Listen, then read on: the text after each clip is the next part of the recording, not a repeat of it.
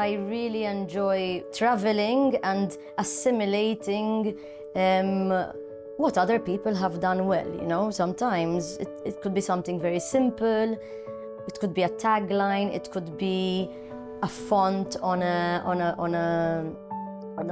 a brand, on a shop, you know. It could be and the association with something else. I get ideas from books. I read a lot as well, and that is the only thing that relaxes me and blows my mind at the same time.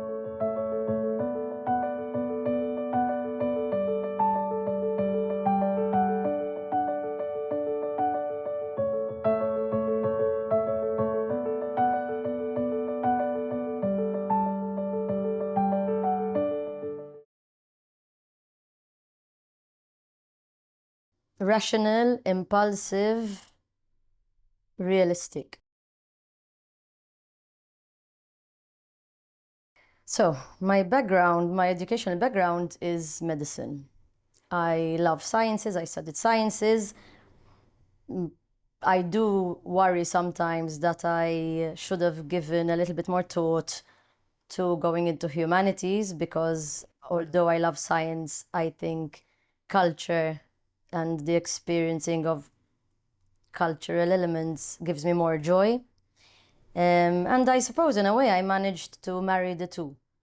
I found a way to use my medical training to essentially sculpt human faces and managed to find the entrepreneur in me to take that and make it a fruitful business, which make a lot of people happy and which can also fuel my love for culture. People and Skin has existed for almost 10 years. I had a previous company for 5 years before that, and before that I worked for an already established clinic at the time. At the time I started working in aesthetic medicine, as I've said in other interviews, everything was very taboo. So we were sort of working not underground, but it felt like it. A lot of our clients and patients refused to divulge that they use these services.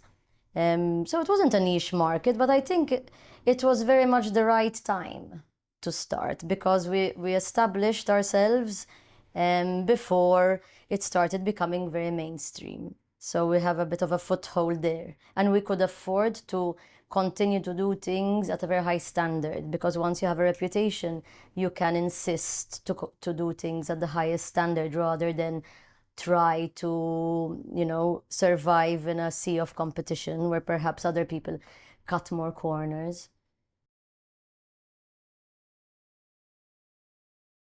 So in the medical profession, Malta ranks very high when it comes to a very, very good tradition and culture of regularization. There is a lot of respect for high quality treatments. We have gold standards. In fact, just this week, two of the wards or the departments in our main hospital got awarded centers of excellence, and it has always been like this. Since this is a more or less newer field, and although EU-wide there are very, very good standards which the member states should abide by, perhaps also because of COVID, sort of the Health Standards Directorate didn't have time yet. We are lacking behind in enforcing the following of these very good standards. They are not impossible to follow. They essentially state very clearly that only licensed doctors can do this. And then there are a lot of sub descriptions of standards, you know, from the way a clinic should be to how non-medical staff should be trained and what their roles are, etc., etc. So I simply hope that we do not start enforcing these standards as it should be after some major mishaps, that we don't apply a bandage approach, you know, as we do sometimes with certain other diverse fields and professions. The standards are there, they're very clear, they're not difficult to abide to, and I think there should be essentially an educational campaign so that the consumer understands who and what can be done so that they remain in safe hands.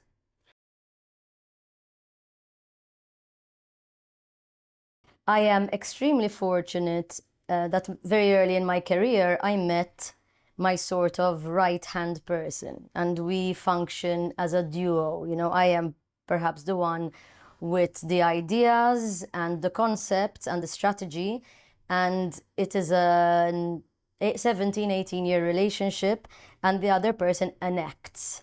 And we almost communicate telepathically, I say, because we understand each other very, very well. We know each other's limits and the way we understand things. I I force myself to trust and to delegate.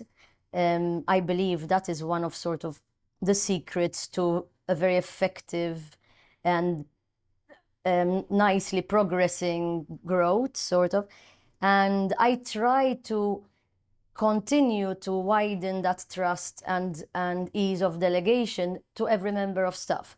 Not every person's personality is the type that can be afforded trust, and sometimes you need to go back and edit the professional relationship and the amount of delegation.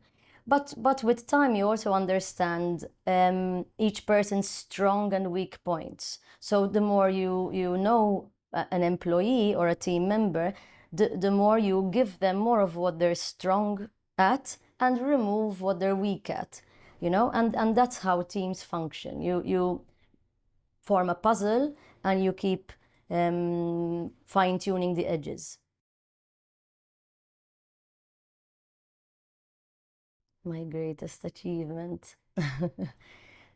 There are, well, fortunately, there are many. Um, on the one hand, I know it's cliche, but I have a very positive experience of parenting because originally I did not want to have children, but I found a way to make it work. And I am impressed by what a wonderful experience it is. I literally did not believe before I had children, I did not believe it would be such a rewarding and amazing adventure. I'm very lucky. On the other hand, I think career-wise, my greatest achievement is to believe in work-life balance and to have truly achieved it. You know, I now I work and I hope that also my team can feel that they have the flexibility to have some balance, to be able to handle all their life commitments and not see work as a burden to fund that it is something which works together holistically. You have to be very stubborn once again, there are a lot of, I would say, I've used an experimental style of managing, and I said no. I believe, obviously through learning from others, that for instance, when you take long breaks, your mind functions better after and your efficacy improves. And we literally prove that in graphs, you know. Almost so far, the less I work, the more turnover there is, because I am never tired of what I do. And I always have the energy to give each patient the energy they deserve, sort of, rather than go through the year without a break and by the end of it feel burnt and demotivated, and that reflects in your work, in your performance, you know. Seeing people happy. I'm lucky that I can give people almost immediate happiness, which is not true for every profession. And I suppose now my major motivation is that because of my love and passion for art, I realize that I have become someone who can be of support in various ways to the artistic community. And the fact that I feel needed within that gives me a lot of motivation.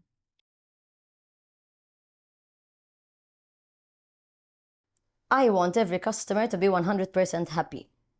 So you can infer that the customer is always right. and we try to see every individual as an individual. And also, when customers, when patients are panic, when they are anxious, when they are unloved in their private life, they become more demanding. And so when somebody is not fully understanding what is going on with themselves, we as a team, I mean, we literally have in our team meetings, we say the more demanding someone is, the more love they need. And I'm using the word love because it is literally like that. This is a very intimate space, and people are showing a lot of trust in us doctors. We are touching, pricking, and potentially altering their face. And I always say I am extremely honored by this trust. Then again, you do encounter situations where somebody's mental health status does not allow them to fully see what is going on. In fact, some persons from outside might think that there are way more people with what we call body dysmorphia than there are. Body dysmorphia is when someone is looking in the mirror and they're not really seeing what there is. For example, they already have big lips and they want bigger lips, right? This is not irrational. So that kind of person, you cannot say they are right and put more filler in. You need to try to understand that individual and counsel them so that they see reality. So the customer is not always right, but it takes a very experienced professional to find a way to get to find a good compromise so that we do not cause any harm, obviously.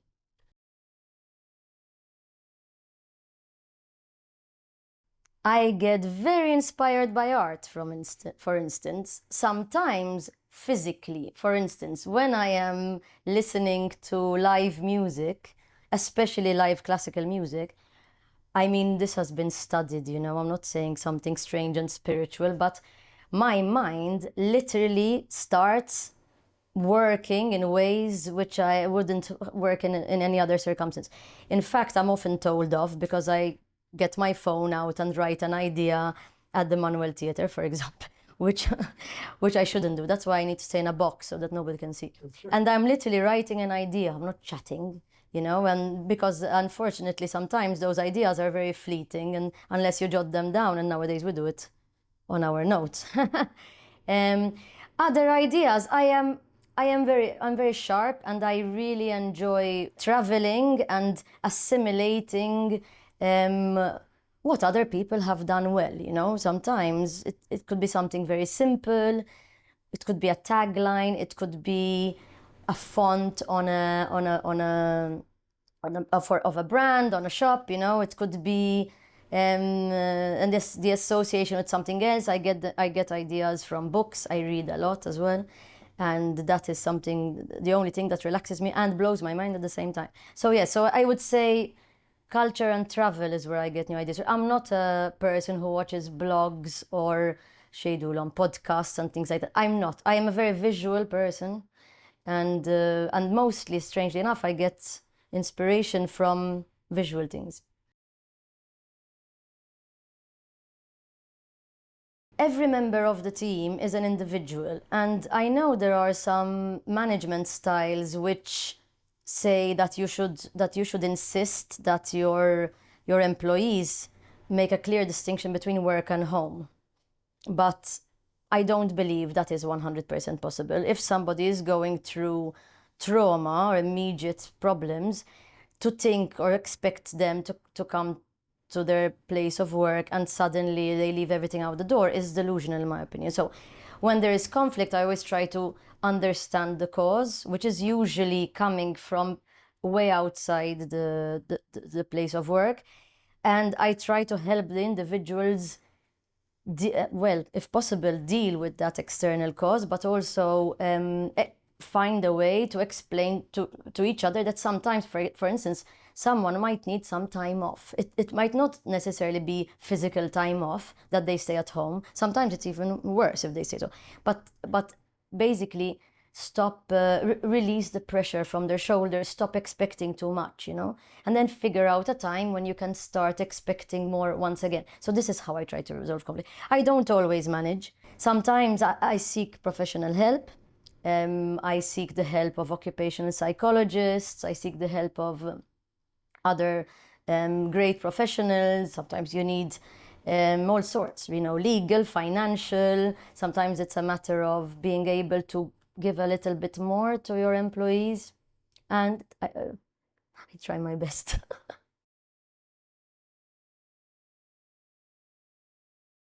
Someone who wants to start their own business needs to do very good projections.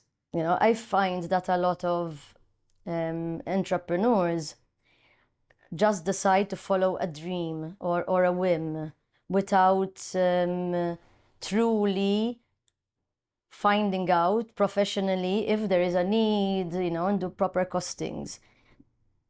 My experience with entrepreneurs who failed is because they decided, for instance, to give you an idea, to turn a hobby into a business. It could be something like jewelry making. I like to use this because, first of all, there's a massive saturation. So you can't have thousands of people selling jewelry in a market like Malta unless you have an extremely good idea, which we've seen work, but it has to be something which is needed. There needs to be a niche, there needs to be a gap in the market, etc. That's number one.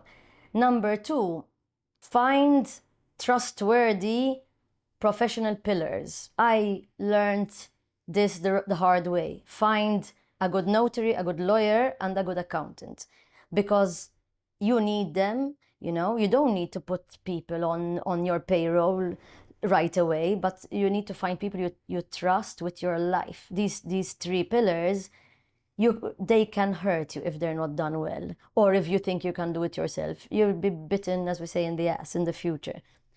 Number three, I always like to say, you need to put your foot down.